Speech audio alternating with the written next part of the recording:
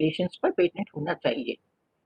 तो आज तो काफ़ी स्थिति बहुत सुधर गई है और काफ़ी हमारे पेटेंट्स इसमें हुए हैं और बहुत सारे अभी ये इंश्योरेंस कंपनीज भी आयुर्वेदिक ट्रीटमेंट्स पर ये करते हैं जो कि सीरियस बीमारियां हैं उसके लिए और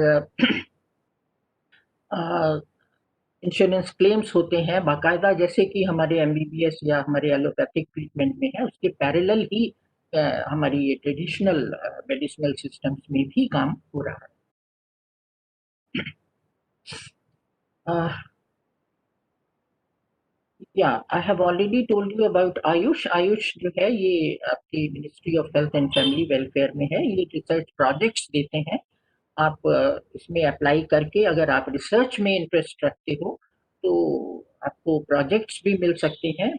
और एक गवर्नमेंट ने डिजिटल लाइब्रेरी बनाया है 2001 में, जिससे कि इस तरह की जो हमारी संपदा है भारत की,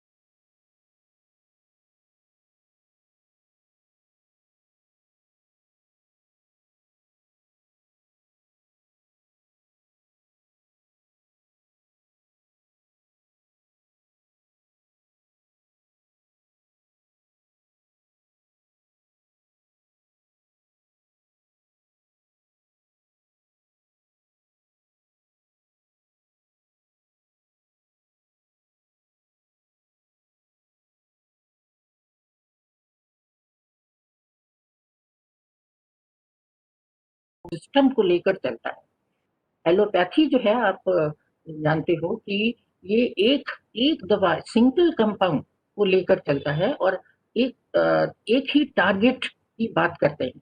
लेकिन आयुर्वेद में हम होलिस्टिक अप्रोच देखते हैं, यानी पूरे सिस्टम को लेकर चलते हैं। आपको पता होगा कि एक अभी कुछ वर्ष पूर्व ये सिस्टम्स बायोलॉजी भी एक नया विषय शुरू हुआ है, जिसमें कि अब हम एक होलिस्टिक उस पर देखने लगे हैं, पूरे यानी मनुष्य के पूरे जेनेटिक्स को, पूरे जीनोम को एक तरह से हम पूरी तरह से पूर्णतः देखते हैं।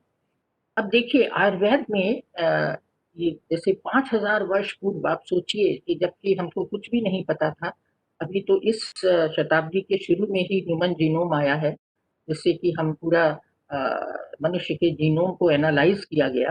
लेकिन 5000 वर्ष पहले तो कुछ भी नहीं था। कुछ लोग उस समय हमारे यहाँ इतनी नॉलेज थी कि सारी पॉपुलेशन को, ह्यूमन पॉपुलेशन को 3 वर्गों में विभाजित कर दिया।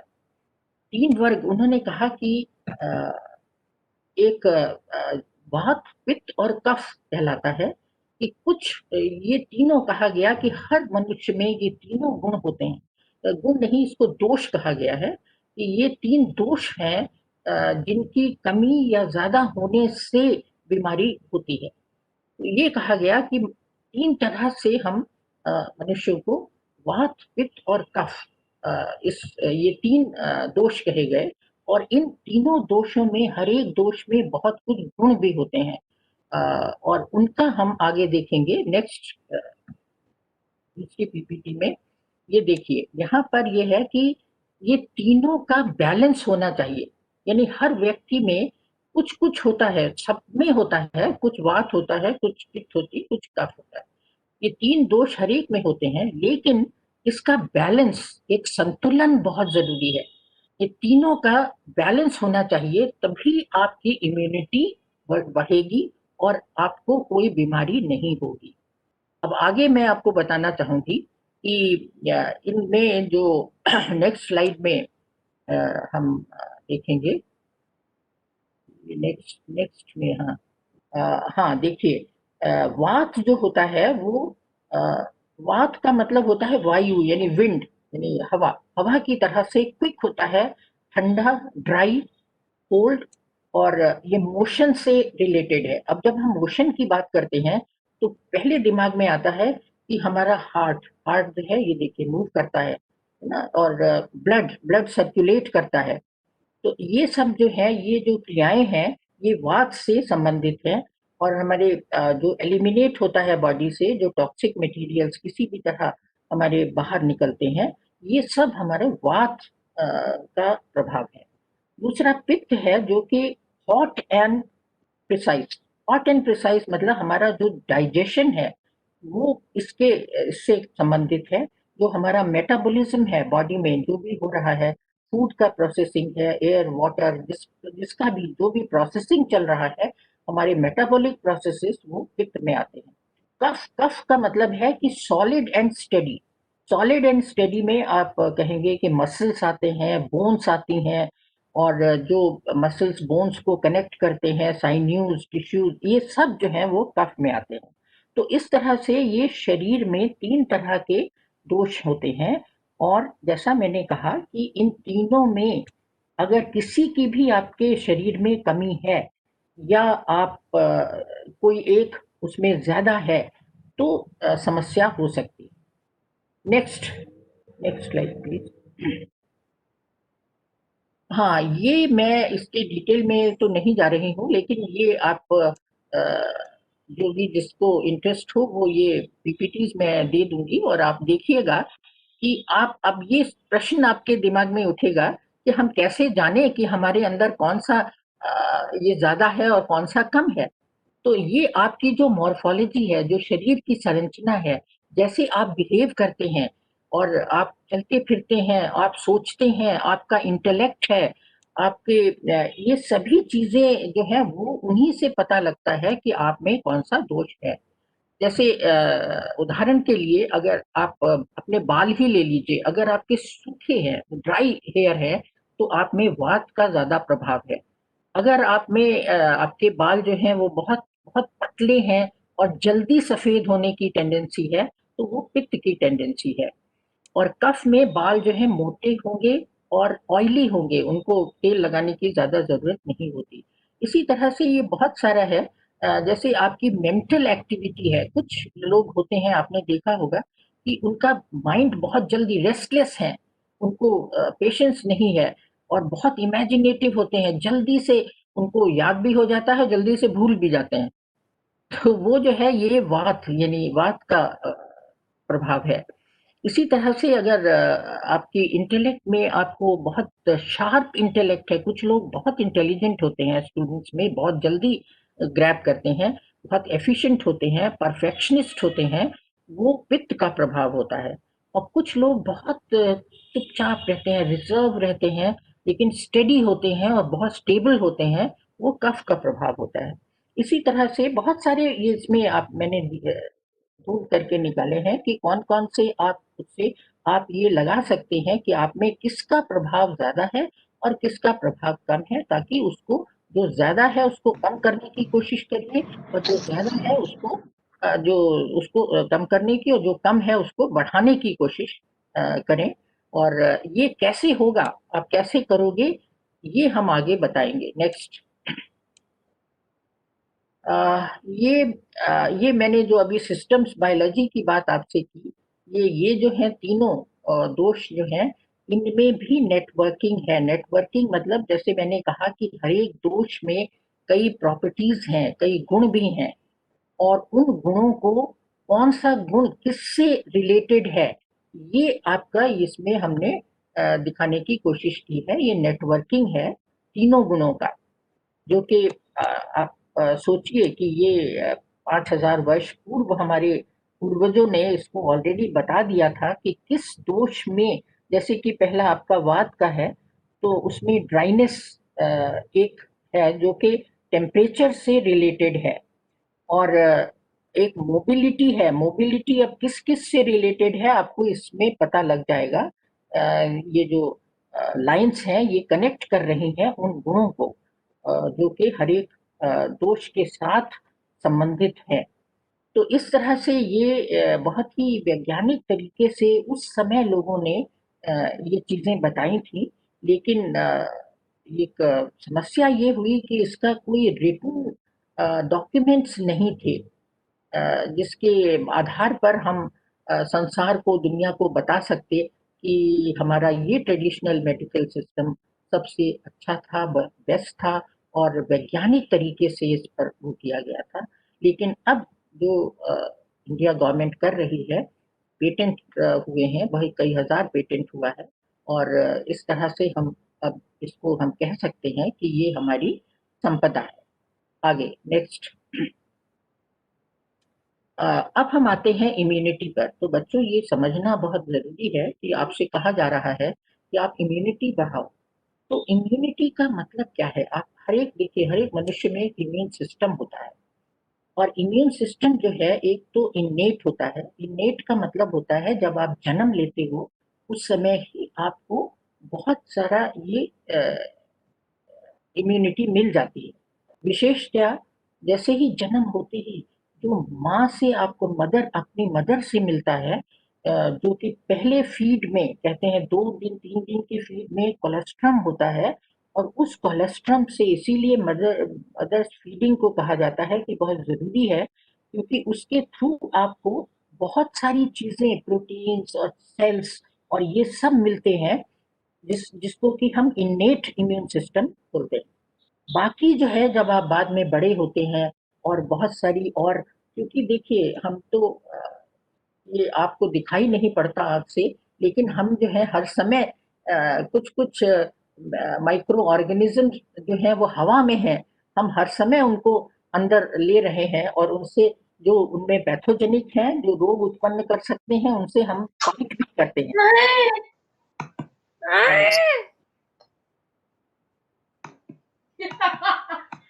Hello,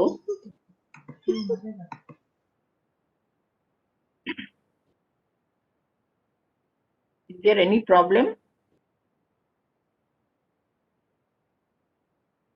Hello, Oh, yes, ma'am. Am I audible? is there any problem? No, ma'am. Maybe someone might have unmuted their mic by mistake. Okay, I'll continue. So this is, the innate and adoptive, that is known as adoptive immunity, which you acquire later on. Whenever you come across some pathogen, then the body forms special proteins, mainly proteins, special cells which can fight with the pathogens. That is known as adoptive immune system कहलाता है, जो बाद में बनता है। जो पहले आपको जन्म के समय मिलता है वो इन्नेट है। अब ह्यूमेट आपने दो तरह का सुना होगा, अभी भी जो पेंडेमिक के बारे में बात हो रही है, तो आपने सुना होगा, वो कहते हैं कि वैक्सीनेशन आप होगा। वैक्सीनेशन से क्या होगा? देखिए, वैक्सीनेशन में जो भी पैथोजन होता है उसका, या तो उस पूरे पैथोजन को ही ले लेते हैं, या उसका कुछ विशेष सीक्वेंस या विशेष कुछ जो भी अणु, या आप कह सकते हो जो कि ह्यूमन में नहीं है, यानी आपके खाने में नहीं है, आपके शरीर में नहीं है, तो वो क्या होगा? जब वो अंदर जाएगा आपके, तो आपका इम्यून सिस्टम एक्टिवेट हो जाएगा, क्योंकि वो पहचानता है कि ये आपके खाने का पार्ट नहीं है, और ये आपके शरीर का भी शरीर में नहीं है। तो कोई नई चीज जब अंदर जाती है, तो ऑटोमेटिकली वो इम्यून सिस्टम एंटीबॉडी, इसको एंटीजन एंटीबॉडी बोलते हैं, कि एंटीबॉडी बन गया। अभी कहा जा रहा है कि इसका पेंडेमिक में कि वायरस का एंटीबॉडी जो है वो 2 बार आपको शॉट लेना पड़ेगा। 2 बार का मतलब कि एंटीबॉडी स्टेबल नहीं है, इसलिए आपको 2 बार देने के बाद भी होगा। तो इस तरह से ह्यूमरल जो होती है, ह्यूमरल होती है जिसमें एंटीबॉडी बनता है। सेल मीडिएटेड होता है जिसमें एंटीबॉडी नहीं बनता, लेकिन वो एक्टिवेट करता है। तरह तरह के और भी सेल्स होते हैं। तो ऐसा है कि खाली एंटीबॉडी ही नहीं है, इम्यूनिटी में बहुत तरह के और भी सेल्स होते हैं। नेक्स्ट, या हर एक में होता है, हर ऑर्गेनिज्म में अपने सेल्फ डिफेंस के लिए प्रकृति ने उसको ये इम्यून सिस्टम दिया है। यहाँ तक कि जो एक सेल वाले बैक्टीरिया, उनके अंदर भी इम्यून सिस्टम है। तो इम्यून सिस्टम जो है वो आपका तुरंत जैसे ही कोई भी रोगाणु का अटैक होता है आपके शरीर में, तो वो तुरंत ही उसको रिकॉग्नाइज करता है, पहचानता है और उसके लिए लड़ता है। नेक्स्ट, या इनेट इम्यूनिटी में देखिए बहुत सारे ये हैं जो मेन उसकी पार्ट हैं। एपिथेलियल बैरियर्स, हमारे शरीर में जितने भी ऑर्गन्स हैं सब में मेम्ब्रेन्स हैं, सेल वॉल्स हैं, मेम्ब्रेन्स हैं, और ये मेम्ब्रेन्स एपिथेलियल बैरियर्स हैं। फेगोसाइट्स होते हैं, फेगोसाइट वो सेल हैं जो कि पैथोजन को खा जाते हैं, पूरा निगल लेते हैं। डेंड्राइटिक सेल्स जो होते हैं ये इनेट और एडॉप्टिव इम्यूनिटी के बीच में काम करते हैं, कैरियर का काम करते हैं, यानी मैसेज ले जाते हैं। और स्पेशल टाइप के लिम्फोसाइट होते हैं जिनको हम नेचुरल किलर सेल्स भी कहते हैं। और बाकी आपने ब्लड में जैसे आप आरबीसी होते हैं ना, रेड ब्लड कार्ब सेल्स होते हैं, उसी तरह से डब्ल्यूबीसी होते हैं, व्हाइट ब्लड कार्ब सेल्स होते हैं। और जब कोई भी इंफेक्शन शरीर में होता है तो जब ब्लड टेस्ट करते हैं तो ये डब्ल्यूबीसी का बहुत ज्यादा निकलता है, कॉन्सेंट्रेशन जरूरत से ज्यादा होता है, तो कहते हैं कि हाँ ये अब इन्फेक्शन है, इसीलिए इनकी संख्या बढ़ रही है। तो बच्चों ये है, ये लिम्फोसाइट्स, लिम्फ जो है वो ब्लड में नहीं, वो लिम्फ वेसल्स में ट्रेवल करते हैं अलग से। और इनको जो है ये मैक्रोफेजेस और ये आपके फेगोसाइट्स, ये सब ऐसे सेल्स हैं जो कि पैथोजन को पूरा का पूरा ही डिसॉल्व कर लेते हैं, यानी खा जाते हैं। Next,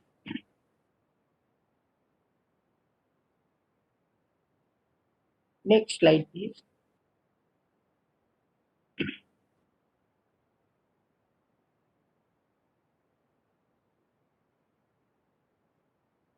Yeah, this I think we can skip because I have already told that breastfeeding से पहला जो है innate immunity वो मदर्स मिल्क से ही मिलता है, और मदर्स मिल्क से ही मिलता है, और एंटीबॉडीज में बहुत सारी चीजें, प्रोटीन्स और ये सब बच्चे को मिलता है। एडॉप्टिव में ये है कि ये एक तरह की सेल में एक तरह की मेमोरी बनाता है। जैसे कि आपको ध्यान होगा, जैसे बहुत सारी बीमारियों का, स्मॉल पॉक्स का हम लोगों को बचपन में एक टीका लगता है, बहुत सारे टीके लगाए जाते हैं जब बच्चा छोटा होता है। तो वो टीका क्या है, वैक्सीनेशन क्या है, वो जैसा मैंने कहा कि वही पैथोजन को पूरा ही एटीन्यूएट करते हैं। एटीन्यूएट का मतलब उसको इतना ज्यादा वीक बना देते हैं, कमजोर बना देते हैं कि वो अंदर जाने पर बीमारी तो प्रोड्यूस नहीं करता, लेकिन इम्यून सिस्टम को आपके एक्टिवेट करके वो एंटीबॉडी बनाता है, एंटीबॉडी बनाता है, और या फिर जो ऑलरेडी सेल्स हैं आपके उसको एक्टिवेट करता है। तो इस तरह से ये 2 तरह का वो है, एक ह्यूमरल है और एक सेल मीडिएटेड। नेक्स्ट, या ये ल्यूकोसाइट्स के बारे में मैंने बता दिया आपको, डब्ल्यूबीसी के बारे में अभी बताया। ये ल्यूकोसाइट्स जब ज्यादा हो जाते हैं, तो जब इन्फेक्शन होता है बॉडी में, तो वो नेचर अपने आप काम करती है प्रकृति, और ये सेल्स ज्यादा बनने लगते हैं।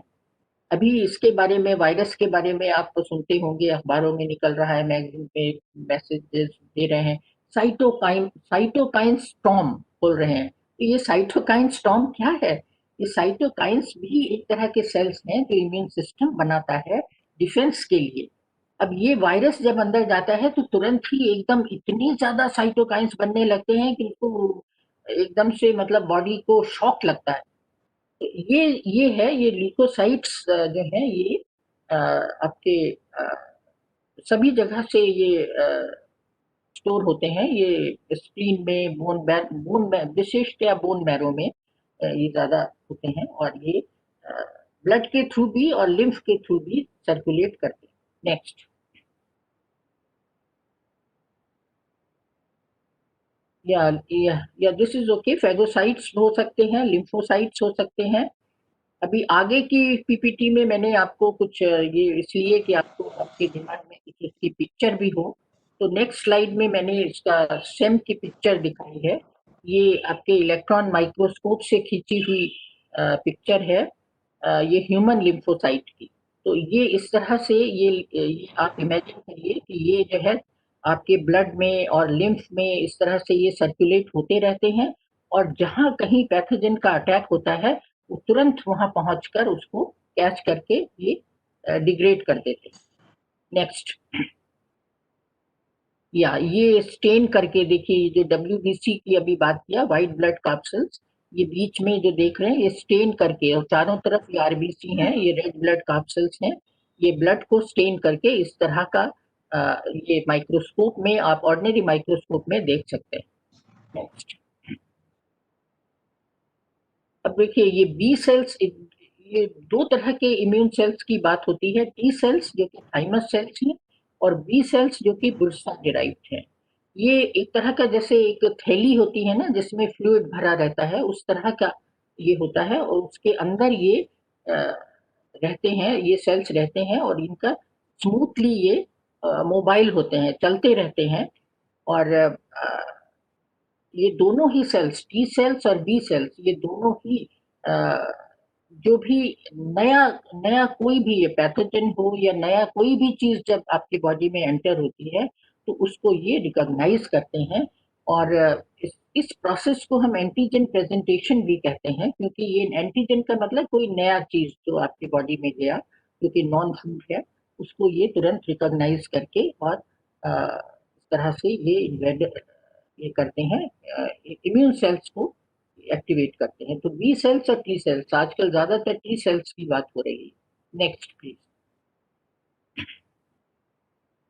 या ये आप ये और भी होते हैं। टी सेल्स में कई टाइप के हैं। एक टी हेल्पर सेल्स कहलाते हैं, और एक दूसरे हैं जो कि साइटोटॉक्सिक टी सेल्स कहलाते हैं। तो ये एक तरह के जहरीले ग्रेन्यूल्स पैदा करते हैं, जो कि पैथोजन से, जो कि जो इन्फेक्टेड सेल्स होते हैं, संक्रमित सेल्स होते हैं, उनको ये अटैक करके खत्म कर देता है। Next please. ये टॉल लाइक रिसेप्टर्स पर आजकल बहुत काम हो रहा है। बहुत ये कहा जा रहा है कि ये टॉल लाइक रिसेप्टर्स जो हैं ये आपके ह्यूमन माइक्रोबायोम में, अब मैं माइक्रोबायोम के बारे में आपको बताना चाहूंगी कि बहुत लोगों को शायद ना पता हो, आप बच्चों को, स्टूडेंट्स को, कि हमारे शरीर में लाखों के नंबर में माइक्रो ऑर्गेनिज्म है, सूक्ष्माणु। हमारे पेट में, हमारी स्किन पर, हमारे और अंगों में बहुत सारे ये रहते हैं जो कि फ्रेंडली हैं, हमारे मित्र हैं, और हमारे लिए काम करते हैं। हमारे गट बैक्टीरिया, इंटेस्टाइन में, गट में ये बहुत सारे एंजाइम पैदा करते हैं जिससे हमारा फूड डाइजेस्ट होता है। ये हमारे फ्रेंडली हैं, हमारे साथ हमको सहायता करते हैं, लेकिन जब इनको कंडीशन अलग मिलती है तो ये हमारे शत्रु भी बन जाते हैं, और हमारे तरह तरह के रोग भी पैदा कर देते हैं। नेक्स्ट। देखिए, आयुर्वेद ने एक हजारों साल पहले ये कहा था, let food be thy medicine and medicine be thy food. तो बच्चों, खाने का विशेष होना चाहिए, खाने से ही आप इम्यूनिटी बढ़ा सकते हैं। और वो स्पेशल खाना किस तरह का होना चाहिए जो आपको, जिसमें कि मेडिसिनल वैल्यू भी हो, ये बहुत जरूरी है। और डाइट ये डाइट और हेल्थ के बीच में बहुत गहरा संबंध है। हम जानते हैं कि खाने से, अगर आप खाने के द्वारा हम लगभग 80-85